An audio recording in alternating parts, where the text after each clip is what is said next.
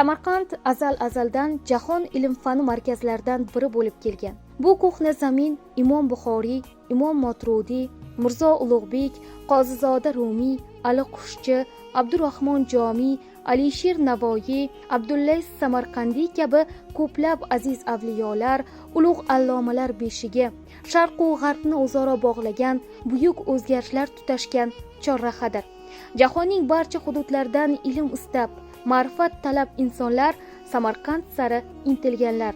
Chunki dunyoning eng boy kutubxonalari, o'sha zamonning dorul fununlari, madrasalar, eng mashhur allomalar aynan shu zaminda faoliyat ko'rsatgan.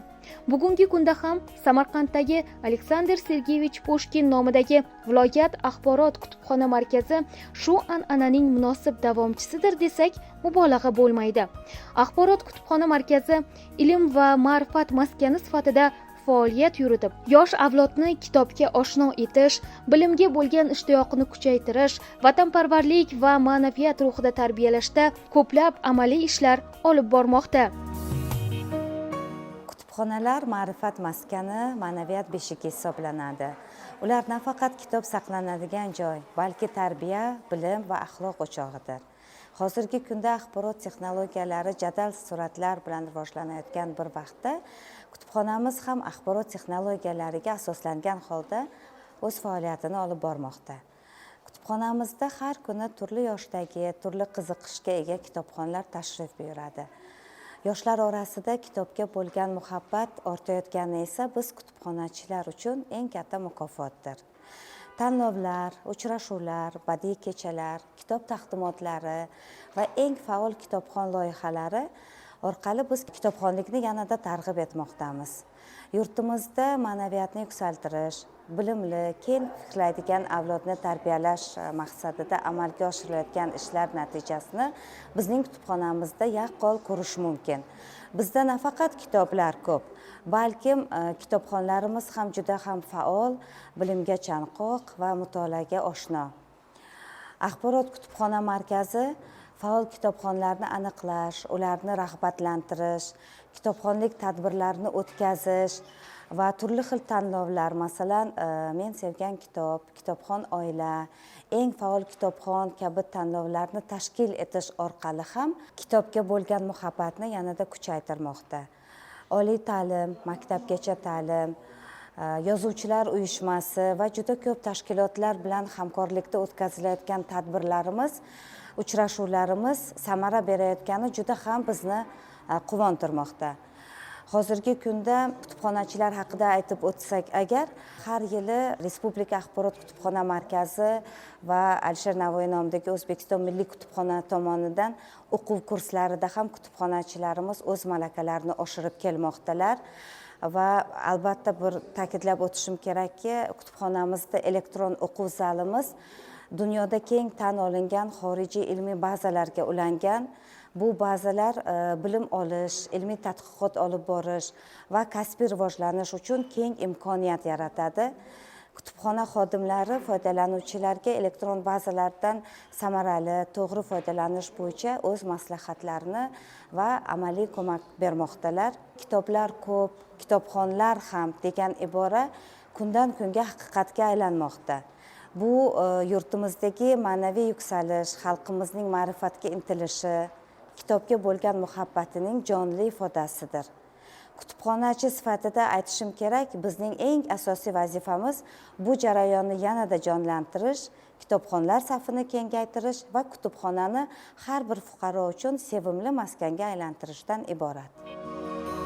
Viloyat axborot kutubxona markazida yurtdoshlarimiz nafaqat kitob o'qish imkoniyatiga ega, balki elektron manbalar, axborot texnologiyalari yordamida dunyoqarashlarini kengaytiradilar. Bugungi zamonaviy axborot kutubxona markazida o'quvchilar uchun internet tarmog'i, elektron kutubxonalar, multimedia zallar, o'quv xonalari hamda ma'naviy ma'rifiy tadbirlar o'tkaziladigan xonalar mavjud. Elektron resurslardan foydalanish va o'quv zallari xodimlarning asosiy vazifalari kitobxonlar tomonidan kelib tushgan talabnomalar asosida kerakli ma'lumotlarni tez va sifatli yetkazib berish va axborot kutubxona markazimizda kelib tushgan yangi adabiyotlar va yordamchi fondagi adabiyotlarni targ'ib etishdan iborat. Bugungi kunda axborot kutubxona markazida 10 ga yaqin o'quv zallar kitobxonlar uchun xizmat ko'rsatmoqda. Taxminan bir kun davomida 500 ga yaqin kitobxonlar tashrif buyurib, ularning talabnomalari asosida 800 ta 900 ta kitoblarni taqdim etib bormoqdamiz. Va eng quvonarlisi, bugungi kitobxonlar asosan psixologiya, huquq, o'lkamiz tarixiga doir adabiyotlarni sevib o'qimoqdalar. Shu bilan birgalikda o'zbek, rus, turk, yapon, fransuz tilida yozilgan yozuvchilarning asarlariga talab katta bo'lmoqda. Shu bilan birgalikda bizning xizmat ko'rsatish xizmatimiz asosan turli tashkilotlar bilan shartnomalar asosida tadbirlar uyushtirib boramiz va bundan asosiy maqsadimiz keng aholi o'rtasida kutubxonamizni targ'ibot, tashviqot etishdan iborat. Yana quvonarlisi, shu kitobxonlarimiz orasidan eng faol kitobxonlar jamlanib klublar tashkil etganmiz va shu klub a'zolari bilan birgalikda nafaqat Samarqand shahrida, balki o'sha chekka qishloqlardagi va tumanlardagi axborot kutubxona markazlarida ham tashkil etilgan 15 ga yaqin klublar bilan hamkorlikda o'sha joylardagi yosh o'sib kelayotgan ijodkorlarni, yangi adabiyotlar targ'ibotlarini viloyat miqyosida targ'ibot, tashviqot ishlarini olib bormoqda. Shu bilan birgalikda 2024-2025 yillarda yangi loyiha ishlab chiqdik. Bu loyihamiz eng aziz, mo'tabar siz kitobxon onaxonlar deb nomlanib, bu ham o'z vaqtida el yurtimiz ravnaqi yo'lida juda katta hissa qo'shgan, davlat unvonlariga sazovor bo'lgan onaxonlarimiz bilan birgalikda uchrashuv kechalari, davra suhbatlari uyushtirib, ular orqali asosan qizlarimiz, uy bekalarimiz va o'sha aholini yanada kutubxonamizga jalb etib borishdir. Asosiy maqsadimiz esa aholimizni yanada ilmli, bilimli, ma'rifatli bo'lishida kutubxona xizmatini targ'ib etishdir. Kutubxona xodimlari o'z vazifalariga mas'uliyat bilan yondashib, kitobxonlarning bilimga bo'lgan qiziqishlarini qo'llab-quvvatlash, ularga to'g'ri yo'l ko'rsatish, zarur adabiyotlarni topib berishda yordam beradilar. Ular kitob va kitobxon o'rtasidagi mustahkam bog'lovchi vazifasini bajaradi. Ayniqsa, yosh avlodni kitobga bo'lgan muhabbat ruhida tarbiyalashda kutubxonalarning o'rni beqiyos. Ular bolalar va yoshlar uchun mo'ljallangan adabiyotlar, ertaklar, ilmiy ommabop kitoblar orqali yoshlar dunyoqarashini shakllantirishga hissa qo'shadi. Shuningdek, maktab va oliy ta'lim muassasalari bilan hamkorlikda turli tadbirlar, kitobxonlik kechalari, uchrashuvlar tashkil etilmoqda. Bu yerda talabalar uchun va kitobxonlar uchun barcha adabiyotlar mavjud va mana shu bo'sh vaqtimni samarali sarflash uchun va o'z vaqtimni ko'proq kitob o'qishga sarflash uchun mana shu kutubxonalarga tashrif buyuraman va barcha kitobxonlarga, talabalarga mana shunday kutubxonalarga kelishni va bu yerdagi adabiyotlardan foydalanishni va o'zlarining bilimlarini oshirishlarini maslahat bergan bo'lar edim. Kutubxonada asosan meni o'ziga jalb qiladigan narsa bu kutubxonaning muhiti hisoblanadi. Bu yerdagi kitobxonlar barchani kitob o'qiyotganini ko'rib, yanada kitob o'qishga bo'lgan muhabbatim oshadi va shuningdek bu yerda barcha adabiyotlar, o'zimga kerakli bo'lgan barcha adabiyotlarni topishim mumkin. Masalan, jahon adabiyoti hamda o'zbek adabiyoti deymiz va yoki ilmiy asarlarimiz deymizmi, barcha adabiyotlar bu yerda yetarli va mana shunday kutubxonalarni yanada ko'paytirishni va mana shunday kutubxonalarga keluvchi kitobxonlarning sonini oshishi bu bizning yutug'imiz hisoblanadi va bundan juda ham mamnun bo'lgan bo'lar edim. Men har kuni kutubxonaga kelgandan so'ng o'zimni darslarimni tayyorlashim mumkin va bu yerdan olib barcha adabiyotlarni topishim mumkin va bundan tashqari badiiy asarlar olib mutolaa qilaman. Masalan, bu yerdan Xalqa yoki barcha O'tkir Hoshimovning asarlarini olib o'qiyman va bu mening ruhiyatimni tinchlantirishga va o'zimni tinchlantirishga va ma'naviy ozuqa olishimga juda ham katta yordam beradi. ilmiy metodika xizmatimiz viloyat axborot kutubxona markazlarining tarkibiy qismlari va tuman shahar axborot kutubxona markazlari mutaxassislari uchun amaliy metodik yordam ko'rsatadi. Metodika xizmatimizda sohamizga doir bo'lgan qo'llanmalar ishlab chiqariladi. O'sha sohaga doir ish reja, ma'naviy ma'rifiy ish rejalarimizdan kelib chiqqan holda shaxslarga bo'lgan qo'llanmalar tayyorlanadi. O'sha o'zimiz sohamizga oid bo'lgan mavzularda metodik qo'llanmalar tayyorlanib boriladi. Bizni ilmiy metodika xizmatimizda yana shu narsalar amalga oshiriladiki, o'sha tuman shahar, o'zimizda viloyat axborot kutubxona markazlarimizda ish rejalari faoliyati bo'yicha hisobotlarni qabul qilamiz. O'sha tuman shahar, viloyat axborot kutubxona markazlarida amalga oshirilgan ishlar bo'yicha tahliliy hisobotlarni ham tayyorlab boramiz. Bizni ilmiy metodika xizmatimizning asosiy faoliyati shundan iboratki, o'sha yangi loyihalar asosida, o'sha seminarlarda qatnashish, konferensiyalarda qatnashgan holda o'sha yangi loyihalarni amalga oshirish, mutaxassislarni o'sha yangi loyihalarni amalga oshirishda yordam berishdan iborat asli maqsadimiz.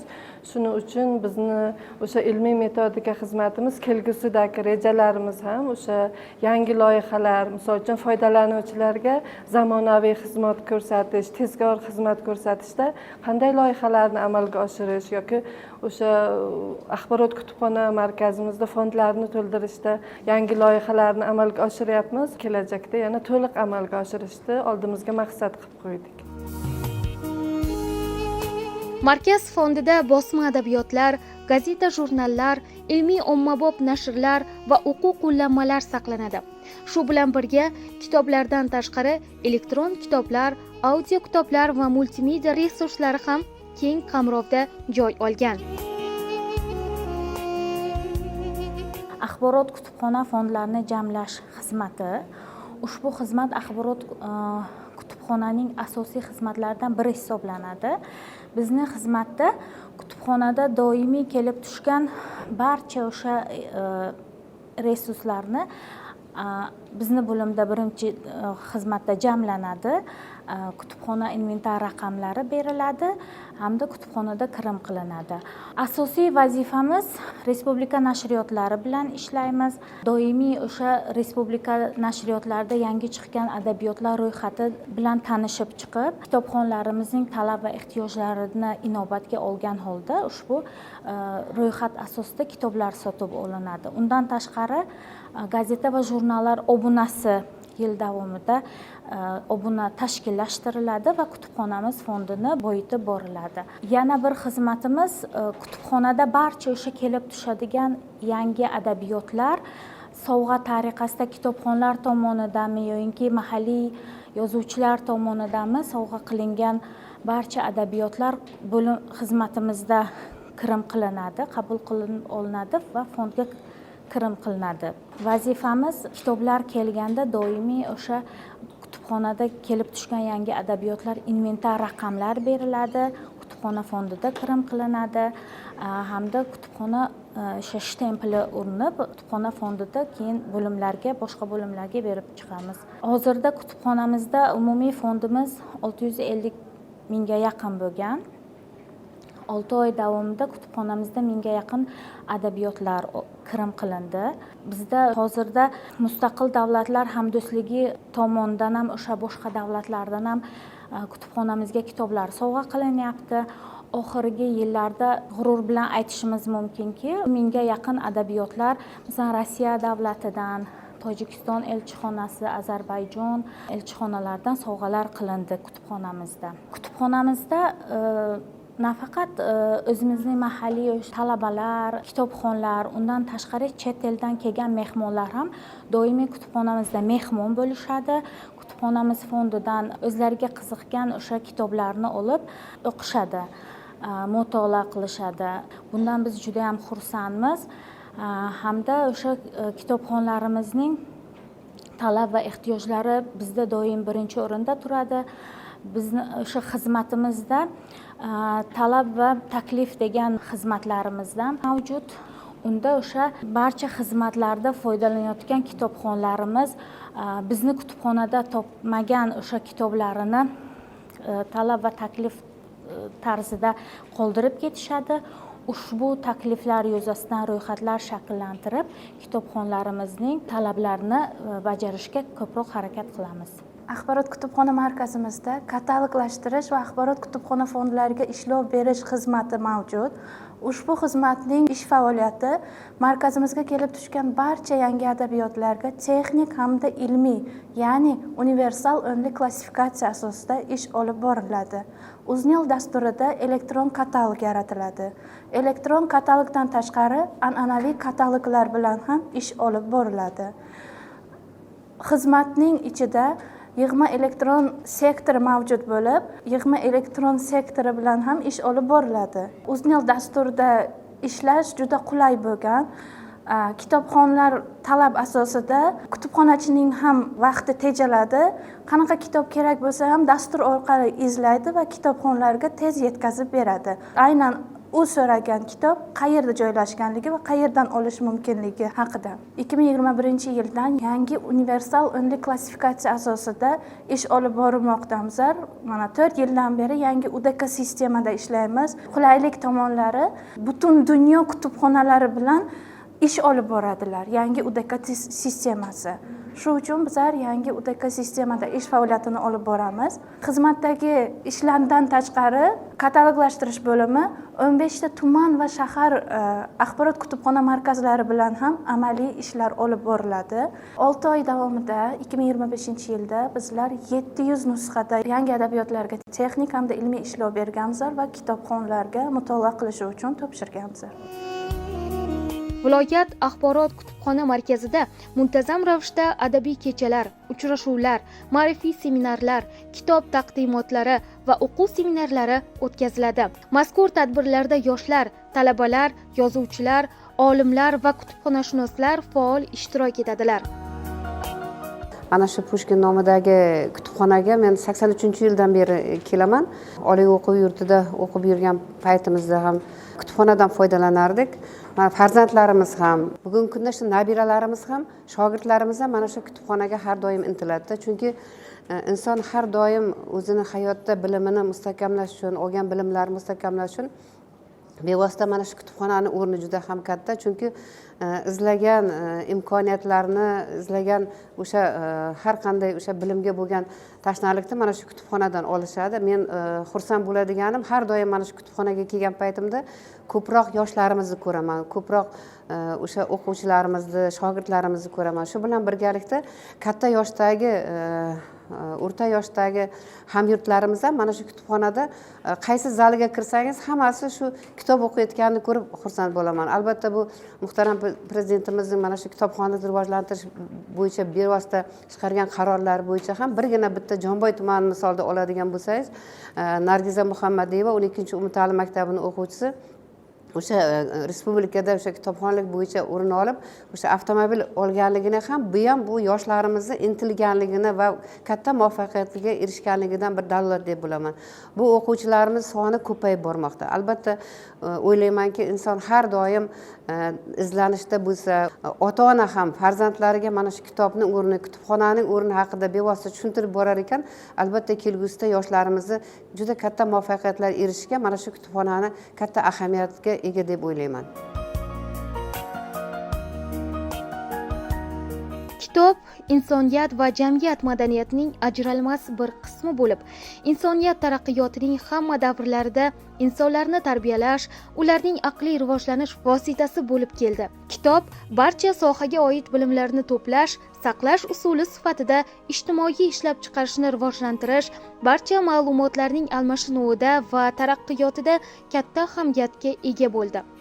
Inson tafakkurining rivojlanishida kitob va yozuv doimo hamroh bo'lgan.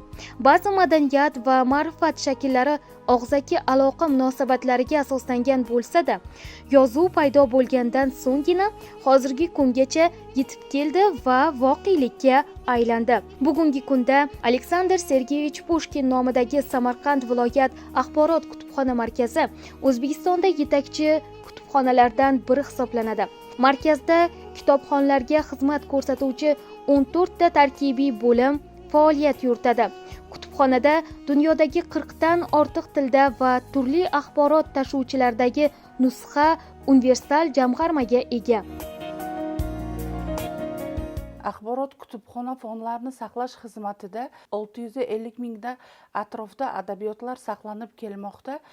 Bu yerda adabiyotlar o'zbek tilida, rus tilida, tojik tilida, qardosh xalqlar tillaridagi adabiyotlar saqlanib kelmoqda. Undan tashqari axborot kutubxona saqlash xizmatida kutubxonadagi davriy nashrlar ham hammasi saqlanib kelmoqda. Davriy nashrlarimiz eng eskisi 1945-yildagi bu Lenin yo'li, Lenskiy pуть gazetalar saqlanib kelmoqda. Axborot kutubxona saqlash fondining negizida Nodir fondi mavjud bo'lib, biz hozir shu yerda turibmiz. Bu yerda adabiyotlar 10 mingga yaqin saqlanib kelmoqda. 6999 ta adabiyotlar bo'lib, 1963 ta jurnallar saqlanib kelmoqda. Nodir fondimizda 2 nomda gazetalar saqlanib kelmoqda. Turkistanskiy Vedomosti bilan Akrayina gazetasi va foto albom va xaritalar ham shu yerda saqlanib kelmoqda. Asosan bu yerda eski rus tilidagi adabiyotlar, arab tilidagi adabiyotlar, ingliz, fransuz, pol tilidagi adabiyotlar saqlanib kelmoqda. Undan tashqari arab yozuvidagi adabiyotlarimiz ham saqlanib kelmoqda. 5 ta qo'lyozma bo'lib, 44 ta tosh bosmalar saqlanib kelmoqda. Kapital ta'mirdan keyin Nodir fondagi adabiyotlar mobil stilajlarda saqlanib kelmoqda. Bu yerda harorat 17 gradus bo'lib, namlik 50% ni tashkil qiladi. Adabiyotlarimiz bir xil tarzda saqlanib kelmoqda. Zamburug'likdan, tashqi haroratdagi kitoblarga zarar bermasligi uchun shu yerda saqlanib kelmoqda. Nodir fonda eng eski kitobimiz 1765-yildagi Vrachebное врачевательство eski rus yozuvidagi adabiyot saqlanib kelmoqda. Asosan 18-asrning oxiri, 20-asrning 40-yilgacha bo'lgan adabiyotlar saqlanib kelmoqda. Markaz ta'lim muassasalari, jamoat tashkilotlari bilan yaqin hamkorlikda ish olib boradi. Ayniqsa, yosh avlodni kitobxonlikka qiziqtirish, ularni vatanparvarlik, ma'naviyat va milliy qadriyatlar ruhida tarbiyalash yo'lida muhim tashabbuslarni amalga oshirmoqda. Kutubxona ma'naviyat va ma'rifat o'chog'idir. Uni asrash, rivojlantirish va kitobxonlik madaniyatini yuksaltirish har birimizning burchimizdir.